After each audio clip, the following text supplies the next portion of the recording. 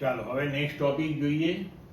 સ્થિત વિદ્યુત ક્ષેત્રમાં સ્થિતિ ઉર્જા અને સ્થિતિ ઉર્જાનો તફાવત.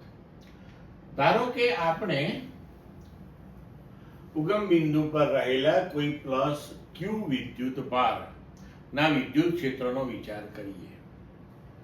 તેના વિદ્યુત ક્ષેત્રની અંદર આપણે કોઈ પરીક્ષણ વિદ્યુત ભાર સ્મોલ ક્યુ ને બિંદુ આર થી બિંદુ પી સુધી કેપિટલ ક્યુ ના વિદ્યુત ક્ષેત્રની અંદર એની ઉપર લાગતા અપાકર્ષી બળની વિરુદ્ધમાં લાવવો છે.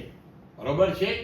તો હવે પરીક્ષણ વિદ્યુત ભાર અહીંયા આપણે પ્લસ ક્યુ એટલો નાનો વિચારવાનો છે કે તેના લીધે કરીને આ પ્લસ કેપિટલ ક્યુ વિદ્યુત ભાર ની સંરચના જે છે એમાં કોઈ દખલગીરી થતી નથી.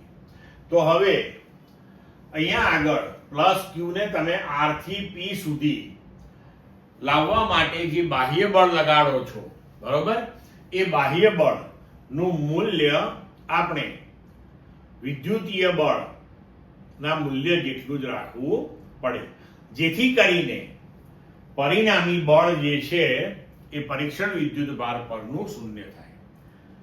એટલા માટે કે પરીક્ષણ વિદ્યુત ભારને જ્યારે આપણે આર બિંદુએથી પી બિંદુએ લઈ જઈએ ત્યારે તેનો પ્રવેગ શૂન્ય રહે, એટલે કે તે પ્રવેગ રહિત ગતિ કરીને આર થી પી સુધી પહોંચી શકે.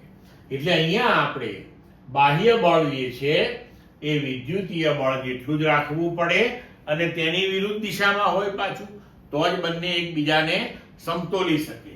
એટલે આપણે લખ્યું કે F external સદિશ બરાબર માઈનસ F E સદિશ. બરોબર.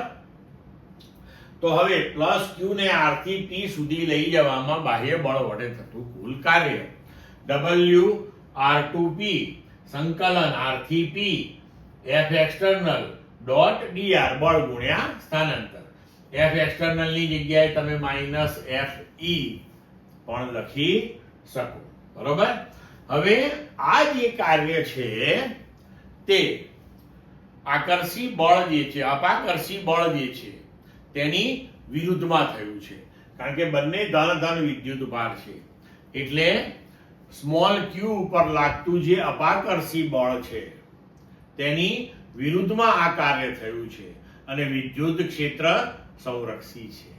તેથી આ કાર્ય જે છે એ તે વિદ્યુત ભારમાં સ્થિતિ ઉર્જા સ્વરૂપે સંગ્રહ પામે છે. તો સ્થિત વિદ્યુત અપાકર્ષણ બળની વિરુદ્ધમાં થયેલ હોવાથી આ કાર્ય એ સ્થિતિ ઉર્જા રૂપે સંગ્રહ પામે છે. તો હવે આપણે જ્યારે સ્મોલ ક્યુ વિદ્યુત ભારને આર થી પી સુધી લઈ જઈએ ત્યારે તે બે બિંદુઓ વચ્ચે સ્થિતિ ઉર્જાનો તફાવત આપણે લખી શકીએ ડેલ્ટા યુ બરાબર અંતિમ બિંદુએ સ્થિતિ ઉર્જા માઈનસ પ્રારંભિક બિંદુએ સ્થિતિ ઉર્જા એના બરાબર આર થી પી સુધી લઈ જવા માટે બાહ્ય બળ વડે કરવું પડતું કાર્ય. એકચ્યુઅલી વાસ્તવિક રીતે આપણે જ્યારે વિદ્યુત ક્ષેત્ર સાથે આપણે કંઈ પણ ડીલ કરીએ ત્યારે વિદ્યુત ભારોને વિદ્યુત ક્ષેત્રની અંદરથી એક સ્થાનેથી બીજા સ્થાને લઈ જતા હોઈએ એ પ્રક્રિયાની અંદર જ આપણે બધા ગણતરીઓ કરવાની હોય છે. બરોબર છે. પણ કોઈ પણ બિંદુએ વિદ્યુત ભારની સ્થિતિ ઉર્જાનું નિરપેક્ષ મૂલ્ય લેવા માટે કરીને આપણે અહીંયા આગળ એવું વિચારી શકીએ કે જો આર બિંદુ આપણે અનંત અંતરે લઈ લઈએ ધારો કે, તો અનંત અંતરે ક્ષેત્ર શૂન્ય થાય, તો પછી ઉર્જા પણ સ્થિતિ ઉર્જા પણ શૂન્ય થશે.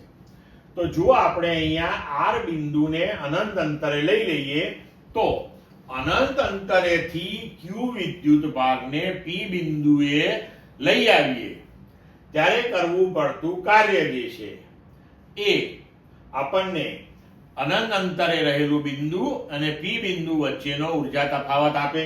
તો આ સમીકરણ અનુસાર આપણે W ઇન્ફાઇનિટી ટુ પી અનંતથી પી સુધી લઈ જવા માટેનું કાર્ય બરાબર એ બે બિંદુઓ વચ્ચેનો સ્થિતિ ઉર્જાનો તફાવત UP માઇનસ U અનંત. હવે U અનંત તો શૂન્ય છે તો UP માઇનસ 0 બરાબર UP. તો આના ઉપરથી તમે સ્થિતિ ઉર્જાના નિરપેક્ષ મૂલ્યની વ્યાખ્યા તૈયાર કરી શકો છો. કેવી રીતે કે કોઈ પણ વિદ્યુત ક્ષેત્રમાં કોઈ પણ બિંદુએ વિદ્યુત ભાર Q ની સ્થિતિ ઉર્જા એ વિદ્યુત ભારને અનંત અંતરેથી તે બિંદુએ લાવવા માટે બાહ્ય બળ વડે થતું કાર્ય એને જ આપણે તે વિદ્યુત ભારની વિદ્યુત ક્ષેત્રની અંદર તે બિંદુએ સ્થિતિ ઉર્જા કહીએ છીએ. સમજ પડી મિત્રો? ક્લિયર?